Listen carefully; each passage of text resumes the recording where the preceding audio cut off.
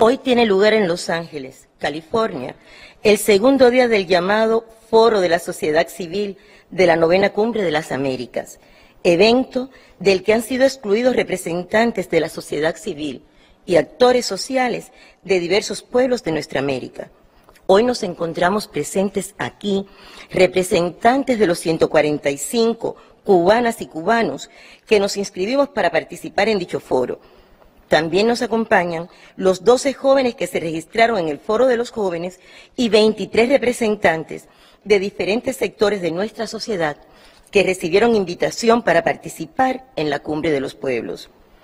Pese a este proceso de inscripción masiva, los organizadores de los foros solamente aceptaron a un número ínfimo de actores sociales y de jóvenes, prueba renovada de la política selectiva, discriminatoria, antidemocrática, de dobles raseros del gobierno estadounidense, lo que fue denunciado y condenado por la sociedad civil y los actores sociales reunidos en el tercer foro Pensando Américas, que tuvo lugar el pasado 23 de mayo.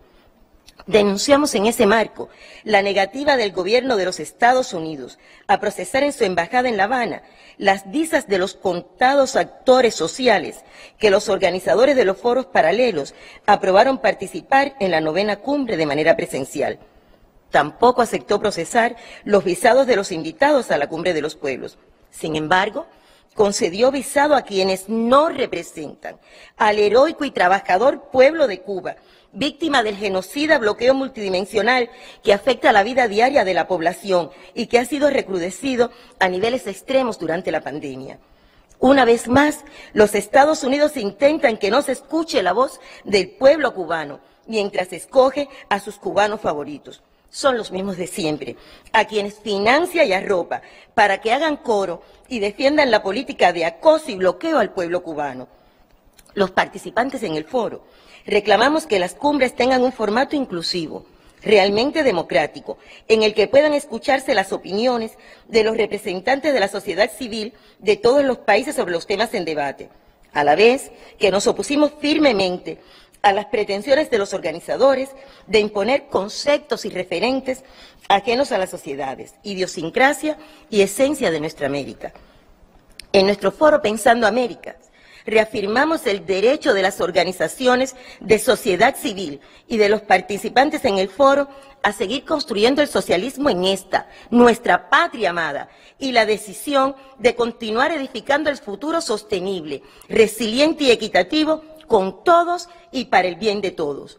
Reiteramos igualmente la plena confianza de las organizaciones de la sociedad civil y de los actores sociales participantes en el foro en el logro de un mundo mejor, que sabemos posible.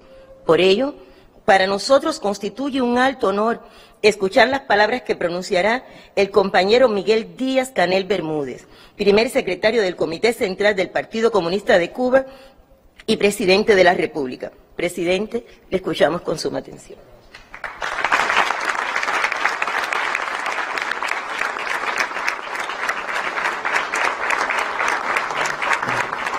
Compañeras y compañeros, queridos representantes de la sociedad civil de la nación cubana, permítanme comenzar con palabras que tienen más de un siglo. Cuando un pueblo fuerte quiere dar batalla a otro, compela a la alianza y al servicio a los que necesitan de él. Lo primero que hace un pueblo para llegar a dominar a otro es separarlo de los demás pueblos. Lo dejó escrito José Martí hace más de 130 años, después de asistir a la conferencia monetaria, un convite interesado del pujante Estados Unidos a las jóvenes repúblicas de nuestra América en aquel entonces. Acreditado por el gobierno de Uruguay, país del que era cónsul general en Nueva York desde 1887, Martí, al parecer, casi fue excluido por inexplicables demoras y excusas mentirosas del Departamento de Estado. Aquella conferencia fracasó y se afirma que a ello contribuyó decisivamente el cubano, quien escribiría posteriormente un profundo y demoledor análisis dictado por su conciencia sobre los peligros a los que se exponía nuestra América de aceptar la unión monetaria. De frente, sin eufemismos de ninguna índole, Martí definió en esas líneas la incapacidad de los Estados Unidos para entender a sus vecinos del sur. Y cito: creen en la superioridad incontrastable de la raza anglosajona contra la raza latina. Creen en la bajeza de la raza negra que esclavizaron ayer y vejan hoy, y de la India que exterminan. Creen que los pueblos de Hispanoamérica están formados principalmente de indios y de negros. Mientras no sepan más de Hispanoamérica los Estados Unidos y las respetan más, pueden los Estados Unidos convidar a Hispanoamérica a una unión sincera y útil para Hispanoamérica. ¿Conviene a Hispanoamérica la unión política y económica con los Estados Unidos? Fin de la cita. Las preguntas de Martí contienen en sí mismas las respuestas. Pocos textos hay más visionarios sobre la política de Estados Unidos hacia nuestras tierras de América, una política que la ambición desmedida del imperio ha congelado en el tiempo al negarse a escuchar las voces que no se le someten. Quien lo dude, que ponga esas palabras frente a la concepción excluyente de la novena cumbre de las Américas y comprobará su absoluta vigencia. El dogma filosófico que siempre acompañó a esa insaciable ambición es el llamado destino manifiesto, arraigada convicción de naturaleza racista y supremacista. El enunciado conceptual que le sirvió de pretexto es la doctrina Monroe. Sin renunciar a ninguna de esas dos concepciones, el gobierno estadounidense convocó la novena cumbre hemisférica en la ciudad de Los Ángeles con participación discriminatoria e insuficiente representación regional. En el caso de Cuba, la exclusión no fue solo contra el gobierno, sino también contra los representantes de la sociedad civil y los actores sociales, incluidos nuestros jóvenes. Los Estados Unidos no se conforman ya con determinar quién y cómo debe ser el gobierno cubano. Ahora se proponen definir quiénes son los representantes de la sociedad civil y qué actores sociales son legítimos y cuáles no. Permítanme volver a la historia, que siempre esconde tantas lecciones. Entre enero y febrero de 1928, Cuba fue la sede de la sexta Conferencia Panamericana, una de las malas semillas de la OEA y de las actuales cumbres de las Américas. El presidente de turno en la isla era Gerardo Machado, sátrapa de triste memoria que sería derrotado por sublevación popular en 1933. No hay historiador serio que ignore que la elección de Cuba como sede de aquella conferencia respondía a la situación subordinada que tenía la isla respecto de los Estados Unidos. Éramos un protectorado yanqui, así que las invitaciones ni siquiera salieron de La Habana. Las tramitó el encargado de negocios de Cuba en Washington. A pesar de esta subordinación que Machado y su equipo adornaron con encendidos actos de genuflexión, el entonces presidente de Estados Unidos, Calvin Coolidge, llegó en un barco de guerra y en las fotos de la época puede verse en compañía de su esposa, no junto a su par de Cuba, sino varios metros delante de él. La orden de los amos del patio trasero a los responsables de la política cubana fue evitar cualquier discusión incómoda. Las recientes intervenciones en Haití y Nicaragua habían calentado el ambiente y había que evitar que las discusiones molestaran los oídos imperiales. Dicen que en un viaje anterior a Estados Unidos, con tal de obtener la sede, Machado se había comprometido con Coolidge a evitar cualquier planteamiento o denuncia y a ofrecer el más servir apoyo a los norteamericanos. Tocó al embajador cubano en Washington el repudiable honor de complacer al poderoso visitante con un elogio de la intervención que todavía insulta, y oigan esto: no nos podemos unir al coro general de no intervención, dijo, porque la palabra intervención en mi país ha sido palabra de gloria, ha sido palabra de honor, ha sido palabra de triunfo, ha sido palabra de libertad, ha sido la independencia. A un gobierno como aquel que recibió a Coolidge lo invitarían gustosos los organizadores de la Cumbre de las Américas 2022, como lo hicieron hace 94 años con el indiscutido dictador Gerardo Machado, derrotado 5 años después por la Revolución del 33. Pero esa es la Cuba que desapareció para siempre del mapa de la subordinación política con la Revolución en 1959. Los remito al histórico discurso del general de ejército y líder de la Revolución cubana en la Cumbre de las Américas de Panamá en el año 2015. Con todo el tiempo que nos quitaron en el uso de la palabra en las cumbres anteriores, Raúl dejó sentado los principios que garantizarían una relación más fértil entre las dos Américas. Cito: las relaciones hemisféricas, en mi opinión, han de cambiar profundamente, en particular en los ámbitos político, económico y cultural, para que, basadas en el derecho internacional y en el ejercicio de la autodeterminación y la igualdad soberana, se centren en el desarrollo de vínculos mutuamente provechosos y en la cooperación para servir a los intereses de todas nuestras naciones y a los objetivos que se proclaman. Fin de la cita. Cambió Cuba, cambió nuestra América, pero el imperio no cambia. Sobre el carácter excluyente y discriminatorio del evento que tendrá lugar entre el 8 y el 10 de junio en Los Ángeles, ya el gobierno revolucionario se pronunció con firmeza.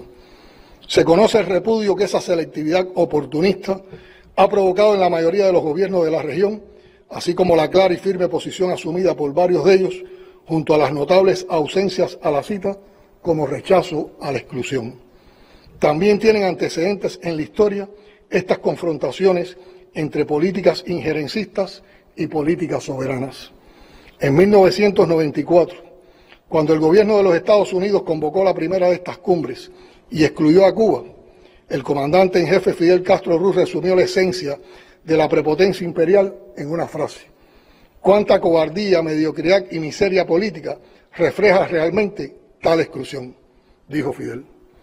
El gobierno estadounidense de entonces, en la euforia del supuesto fin de la Guerra Fría, trató de valerse de nuestros más preciados símbolos para traer de nuevo a los pueblos de nuestra América a un ya olvidado proyecto de recolonización, el ALCA.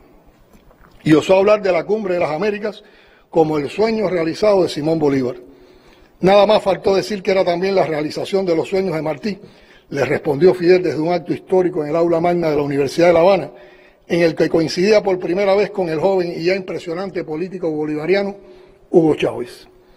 Apenas 11 años después, en otro acto histórico que saltó la cumbre de los pueblos por encima de la de los jefes de Estado, con su célebre grito "Alca, Alca, al carajo", en Mar del Plata, Hugo Chávez le pondría epitafio al proyecto de recolonización de nuestra América. Los sueños de Bolívar y Martí se estaban cumpliendo. Contra esta América Latina que llama las cosas por su nombre y no pide permiso para ejercer sus soberanos derechos, se elaboró la lista de los excluidos. Nos honra encabezar esa lista junto a los líderes de Venezuela y Nicaragua y junto a ustedes, genuinos representantes de nuestro pueblo. Como nos honra la gallarda solidaridad de Andrés Manuel López Obrador, de Lucho Arce, de Xiomara Castro, de los líderes caribeños que han rechazado enfáticamente las exclusiones y de otros que seguramente lo harán en el transcurso de la propia cumbre. En pocas horas podremos confirmar qué se logrará o qué propuestas se harán en Los Ángeles, más allá de la pompa inaugural y de la foto del presidente anfitrión con quienes asistan. El espectáculo publicitario dirigido a la politiquería interna de los Estados Unidos no podrá ocultar la falta de interés real de ese gobierno por atender los problemas más graves e inmediatos de los pueblos de América Latina y el Caribe. Pueden revisarse los documentos oficiales y los discursos de políticos y funcionarios del gobierno estadounidense de los últimos años. Las escasas referencias a nuestra parte del mundo reflejan la profunda incomprensión sobre las realidades actuales de una región con identidad propia, cuyos pueblos tienen ansias acumuladas de justicia, sufren el subdesarrollo y la creciente desigualdad y no soportan más el continuo robo de sus riquezas naturales y la explotación incrementada de sus trabajadores. Tampoco soportan la presión e intromisión de los Estados Unidos para forzar a gobiernos soberanos a asumir políticas que benefician a las grandes empresas transnacionales para tratar de lograr obediencia y castidad cuando ésta no se logra, rechazan el papel de las instituciones creadas por los Estados Unidos como la OEA y el resto de los instrumentos de dominación hemisférica.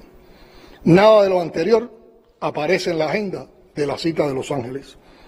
El tema de los movimientos migratorios de la región está íntimamente relacionada con el desarrollo y sobre todo con el subdesarrollo. Tiene un vínculo estrecho con el modelo global capitalista y el avance del neoliberalismo, cuyas políticas económicas generan mayor marginalización, inestabilidad social, desempleo, carencia de servicios de salud, sistemas de educación incosteables e insuficientes y rupturas del tejido social de las comunidades. Segmentos crecientes de la población continuarán buscando la satisfacción de sus necesidades y sus sueños de prosperidad en las economías avanzadas del norte. La realidad actual confirma la vieja idea de que si el desarrollo no comienza de una vez a drenar hacia el sur, el subdesarrollo avanzará a mayor velocidad hacia el norte. Las fórmulas represivas, como las que se pretenden en el documento impuesto por los Estados Unidos para la reunión, no son la respuesta. Permiten mitigar temporalmente los flujos migratorios descontrolados, pero no resuelven la multiplicidad de causas y condiciones que provocan la inmigración irregular. En el caso de Cuba, el gobierno estadounidense ha aplicado durante 4 años una política orientada al estímulo de la inmigración irregular.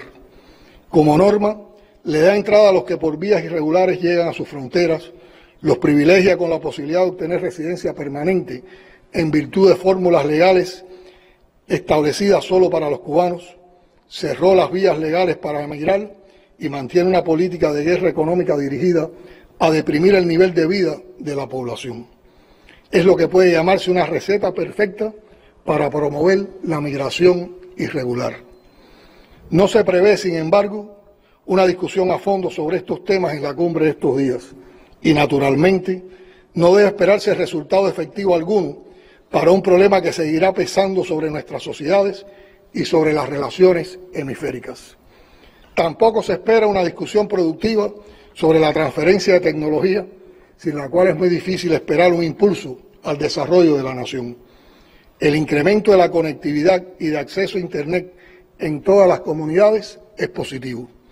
Pero si este esfuerzo se limita a la promoción de mercados cautivos para la publicidad comercial y la orientación y estímulo del consumo incesante, su beneficio para América Latina y el Caribe es nulo.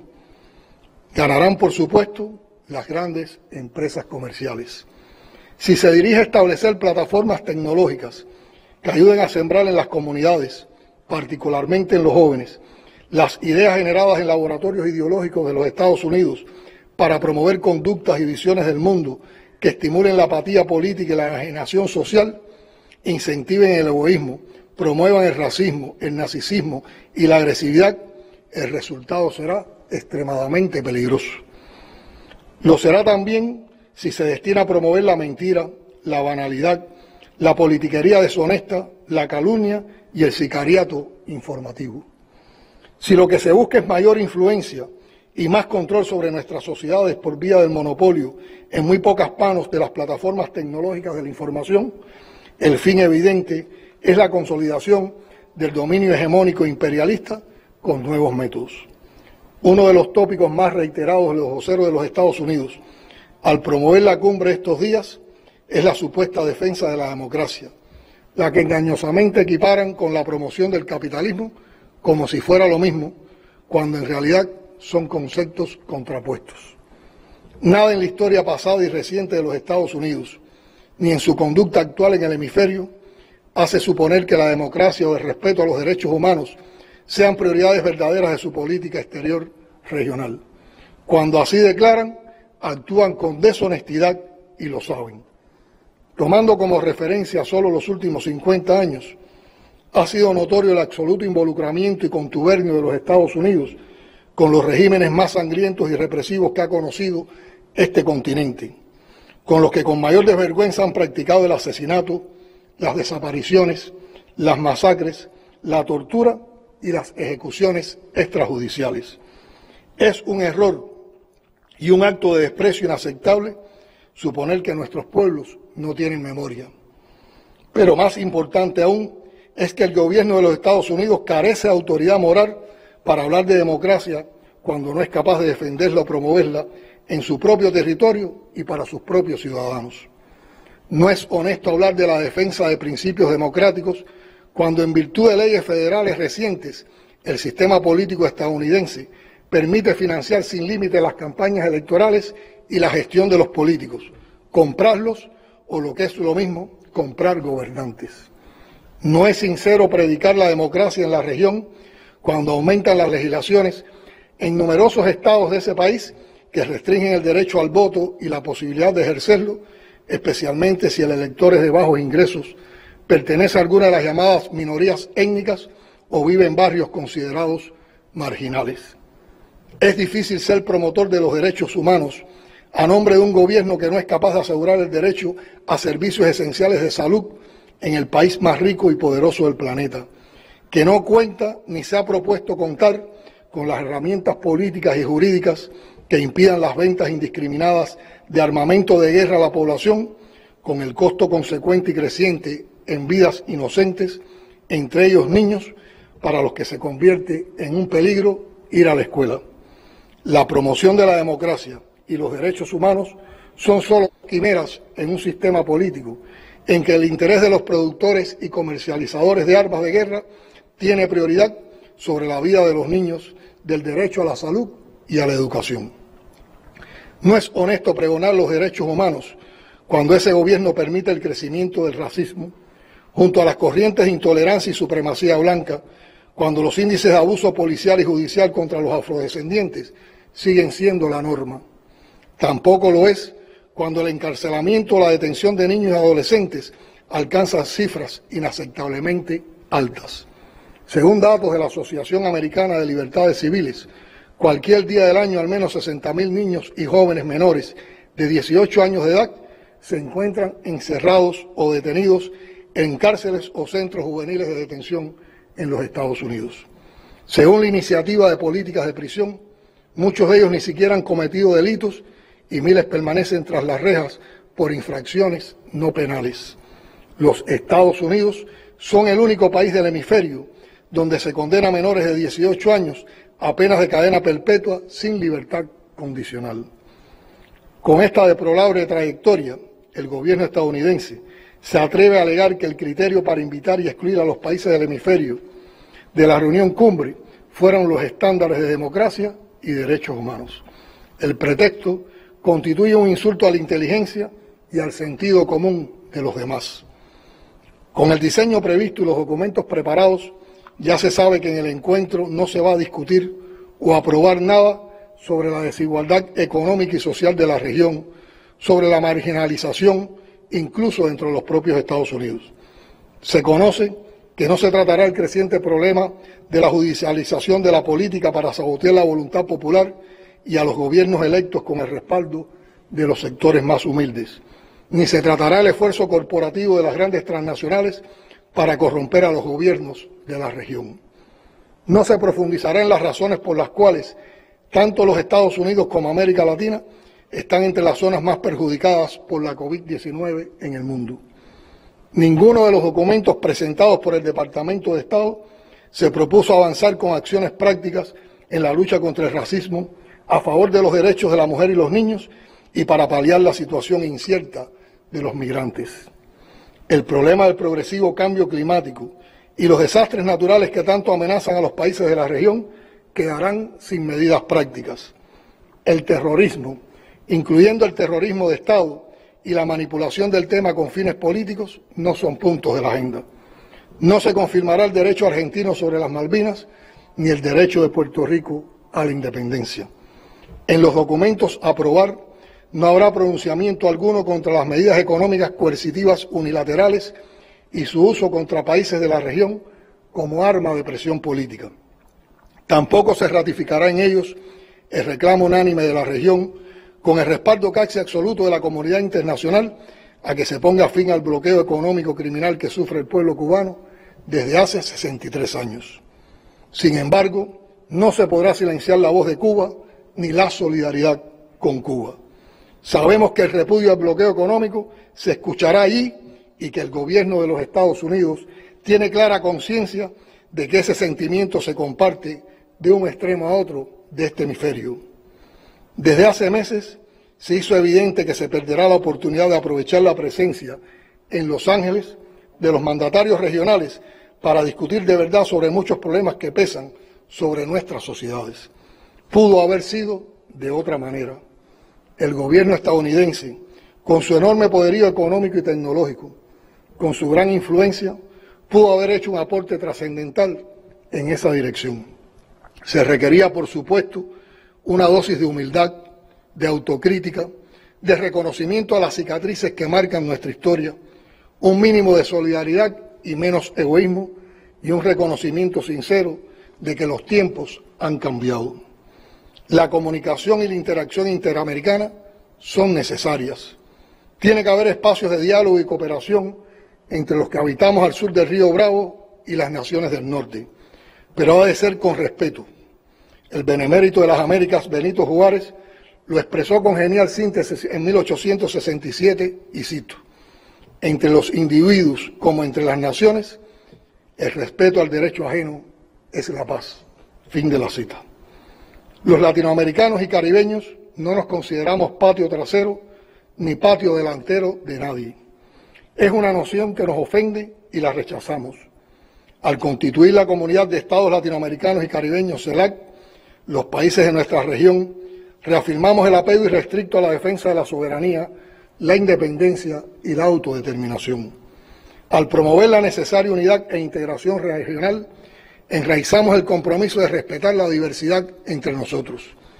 En esta región compartimos países grandes y pequeños, los que son ricos en recursos naturales y los que carecen de ellos, los que exportan hidrocarburos o energía eléctrica y los que la importan, los grandes productores de alimentos y los que necesitan del comercio exterior para satisfacer sus necesidades.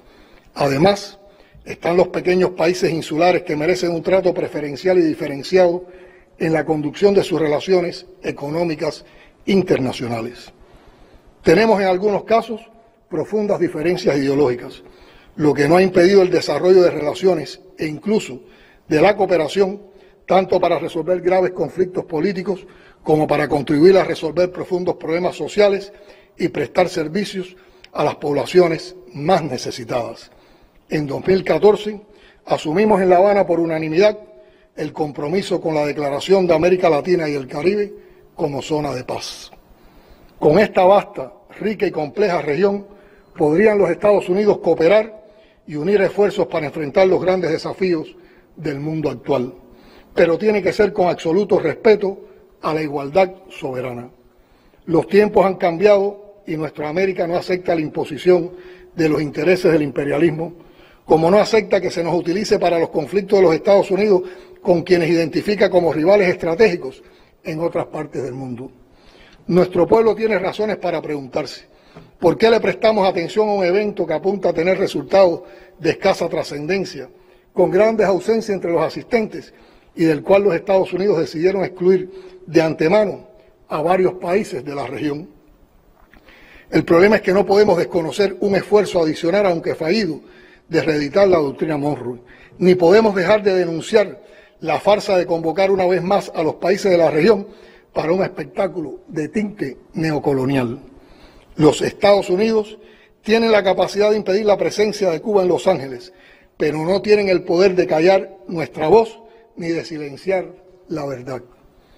Nuestro pueblo ha estado al tanto de estos temas, está informado como pocos y comprende la situación actual del hemisferio. Es partícipe de la política exterior y es el garante de la soberanía nacional y de la independencia frente a la ambición hegemónica estadounidense.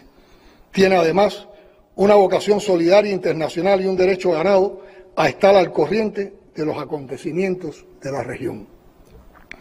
Sesionará también en Los Ángeles los días 8, 9 y 10 una cumbre de los pueblos. Las informaciones que llegan indican que se tratará de un verdadero escenario de debate y confrontación de ideas, con una agenda amplia y apegada a las inquietudes más urgentes de la región en su conjunto, con la participación de organizaciones sociales, sindicatos, grupos juveniles, asociaciones comunitarias y personas con profunda conciencia social en general. Todo anuncia que allí ocurrirá el verdadero evento político trascendental y es en ese en el que lamentamos la imposibilidad de tener una participación presencial significativa.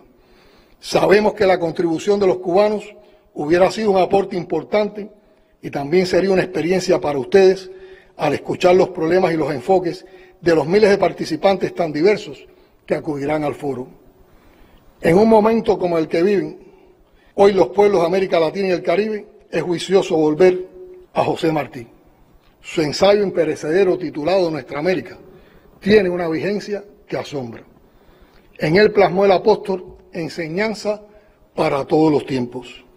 Dijo Martí: el deber urgente de nuestra América es enseñarse como es, una en alma e intento, vencedora veloz de un pasado sofocante, manchada solo con sangre de abono que arranca a las manos la pelea con las ruinas y la de las venas que nos dejaron picadas nuestros dueños. El desdén del vecino formidable que no la conoce es el peligro mayor de nuestra América y urge, porque el día de la visita está próximo, que el vecino la conozca pronto para que no la desdeñe. Muchas gracias.